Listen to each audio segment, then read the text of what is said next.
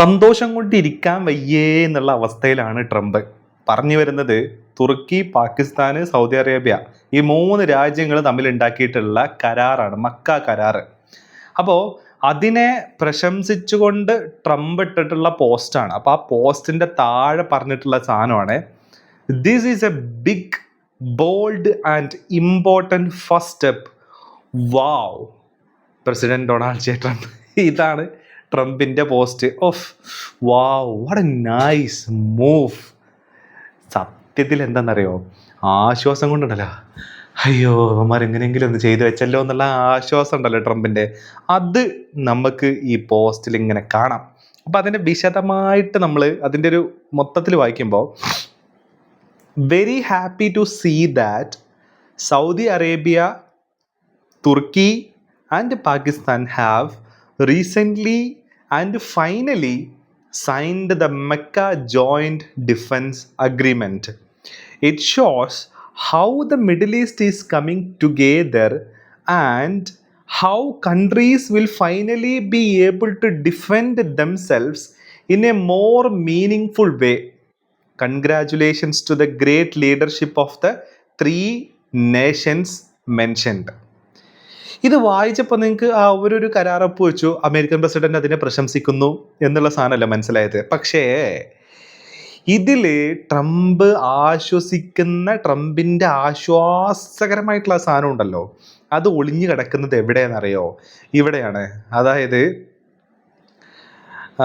It shows how the Middle East is coming together and how countries will finally be able to defend themselves in a more meaningful way. ഇവിടെയാണ് ആ point കിടക്കുന്നത്. അപ്പം ഇതിന് മുന്നേ ഇവരുടെ രാജ്യം ഇവർ തന്നെയാണോ സംരക്ഷിച്ചുകൊണ്ടിരുന്നത്? അതായത് ഇതേപോലത്തെ കരാറൊന്നും ഇല്ലാണ്ട് ഇവരുടെ പട്ടാളം തന്നെയാണോ സൗദി അറേബ്യനെയൊക്കെ സംരക്ഷിച്ചുകൊണ്ടിരുന്നത്? അല്ല. അവരുടെ സംരക്ഷണത്തിന്റെ ഉത്തരവാദിത്തം ഏറ്റെടുത്ത് അവിടെ ബേസ് ഉണ്ടാക്കി ഭരിച്ചത് ആരാ? അമേരിക്കയാണ്. അതിൻ്റെ നെറുകന്തലേ പോയിട്ടാണ് ഇറാൻ ഡ്രോൺ ആക്രമണവും അതേപോലെ തന്നെ മിസൈൽ ആക്രമണവും നടത്തിയത്. അതായത് ഡോളറിൽ ഓയിൽ വിൽക്കാമെന്നുള്ള ഇവരുടെ തീരുമാനം, അതേപോലെ തന്നെ ഡോളറിൽ ഓയിൽ വിൽക്കുന്ന സമയത്ത് അമേരിക്കക്ക് ബേസ് സൗദി അറേബ്യ കൊടുക്കും. അതിലൂടെ അമേരിക്ക എന്ത് ചെയ്യും? സൗദി അറേബ്യയുടെ സെക്യൂരിറ്റി ഏറ്റെടുക്കും. ഇപ്പോൾ സ്വന്തം രാജ്യം തന്നെ സംരക്ഷിക്കാൻ പറ്റാത്ത രീതിയിൽ, സ്വന്തം പട്ടാളക്കാർക്ക് ഫുഡ് കൊടുക്കാൻ പറ്റാത്ത രീതിയിൽ, അതേപോലെ തന്നെ ആയുധങ്ങൾ കുറഞ്ഞു നിൽക്കുന്ന ഈ ഒരു സന്ദർഭത്തിൽ അവരുടെ സുരക്ഷയും കൂടെ ട്രംപണ്ണൻ നോക്കണം എന്നുള്ള അവസ്ഥയാണ് എങ്കിൽ ഇച്ചിരി പ്രശ്നം കടുക്കും. അപ്പോഴാണ് അമേരിക്കയുടെ ഒന്നും ഒരു ആവശ്യമില്ല, ഇവന്മാരെ നോക്കി നിന്നിട്ട് ഒരു കാര്യമില്ല എന്നുള്ള ലെവലിൽ സൗദി അറേബ്യ പോയിട്ട് പാകിസ്ഥാനായിട്ടും തുർക്കിയായിട്ടും കരാറുണ്ടാക്കുന്നത്. അപ്പം ഇങ്ങനെ ഒരു കരാറുണ്ടാക്കുമ്പോൾ ട്രംപ് സന്തോഷിക്കൂലേ? ട്രംപിന് സമാധാനം ഉണ്ടാവൂലേ? സന്തോഷിക്കുമെന്നറിയില്ല. കാരണം തുർക്കിയും പാകിസ്ഥാനൊക്കെ ആയിട്ട് ഒരു കരാർ ഉണ്ടാക്കുക എന്ന് പറഞ്ഞു കഴിഞ്ഞാൽ അത് ഇസ്രായേലിനെ സംബന്ധിച്ചിടത്തോളം അടിയാ. അപ്പോൾ ഇസ്രായേലിനെ സംബന്ധിച്ചിടത്തോളം ഇങ്ങനെ ഒരു കരാറ്, അതും തുർക്കി ഇൻവോൾവ് ആയിട്ടുള്ള ഒരു കരാറ് വരിക എന്ന് പറയുന്നത് ഇസ്രായേലിനെ സംബന്ധിച്ചിടത്തോളം ഒരു അടിയാണ്. പക്ഷേ ട്രംപിനെ സംബന്ധിച്ചിടത്തോളം അത് ആശാവഹവുമാണ്, ആശ്വാസകരവുമാണ്.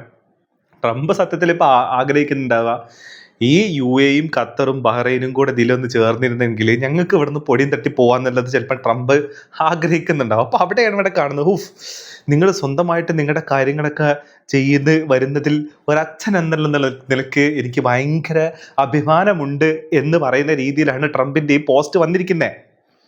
അപ്പോൾ ട്രംപ് തന്നെ ഇനിയിപ്പോ ഇസ്രായേലിന് പണി കൊടുക്കാൻ വേണ്ടിയിട്ട് നടത്തിയ പണിയാണോ, കലാപരിപാടിയാണോ ഇതെന്നുള്ളത് പറയാൻ പറ്റൂല.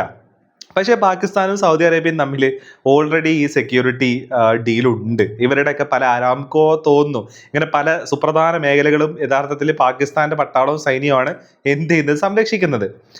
അപ്പോൾ ഓൾറെഡി യുദ്ധം ചെയ്ത് നല്ല പരിചയമുള്ള പാകിസ്ഥാൻ, യുദ്ധം ചെയ്തിട്ട് അത് ജയിച്ചിട്ടുണ്ടോ, ആ സ്ട്രാറ്റജി ഒക്കെ ജയിച്ചിട്ടുണ്ടോ എന്നുള്ളത് വേറെയാണ്.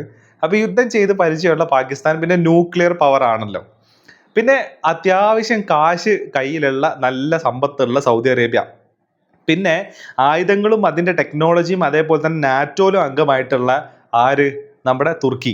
അപ്പൊ ഇതൊരു വല്ലാത്ത കോമ്പിനേഷനാണ്. അപ്പൊ ഇതിനെ സുന്നി നാറ്റോ, ഇസ്ലാമിക് നാറ്റോ എന്നൊക്കെ ആൾക്കാർ പറയുന്നത്, നാറ്റോ പോലെയൊന്നും ഇത് വർക്ക് ചെയ്യാൻ പോകുന്നില്ല. അല്ലെങ്കിൽ ഇപ്പോൾ ഇവര് ഹൂത്തികൾ സൗദി അറേബ്യനെ ആക്രമിച്ചപ്പോൾ ആക്രമിക്കേണ്ടതാണ്. എനിവേ എന്തെങ്കിലും ആയിക്കോട്ടെ.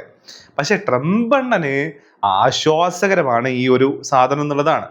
ഇനി കുറച്ചും കൂടെ അക്കാഡമിക്കലി ഒക്കെ ആൾക്കാർ പറയുന്ന ഒരു കാര്യമുണ്ട്. അതായത് മിഡിൽ ഈസ്റ്റിലുള്ള രാജ്യങ്ങൾക്ക് അമേരിക്ക സംരക്ഷണം കൊടുക്കുന്ന രാജ്യങ്ങൾ അവർ തന്നെ കരാറിൽ ഏർപ്പെട്ട് അവരുടെ സെക്യൂരിറ്റി അവർ തന്നെ നോക്കുന്ന ഒരു സ്ഥിതിവിശേഷം വരികയാണെന്നുണ്ടെങ്കിൽ ട്രംപിനെ സംബന്ധിച്ചിടത്തോളം, അമേരിക്കയെ സംബന്ധിച്ചിടത്തോളം ചൈനയ്ക്ക് നേരെയുള്ള ടാർഗറ്റ് കുറച്ചും കൂടെ ശക്തമാക്കാൻ ഇവരെ കൊണ്ട് സാധിക്കും എന്നുള്ളതാണ്. കാരണം ഇവിടെ നിന്നൊക്കെയുള്ള ടീമുകളെ വലിച്ചിട്ട് ചൈനയ്ക്കെതിരെ നിർത്താം, അല്ലെങ്കിൽ ചൈനയെ ഒന്നും കൂടെ പ്രഷറൈസ് ചെയ്യുന്ന പോയിന്റിലോട്ട് കൊണ്ടെത്തിക്കാൻ പറ്റും.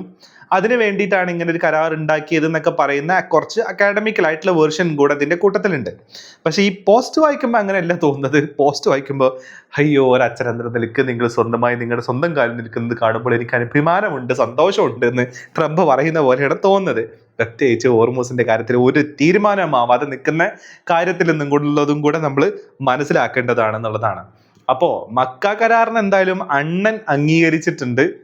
അണ്ണൻ ആശ്വാസത്തിന്റെ കിരണങ്ങൾ ഉൾക്കൊണ്ട് അംഗീകരിച്ചതാണോ അതോ ഇനി നാളെ പോയിട്ട് വേറെ വല്ലതും മാറ്റി പറയാമെന്നുള്ളത് എന്തായാലും നമുക്ക് കണ്ടറിയാം.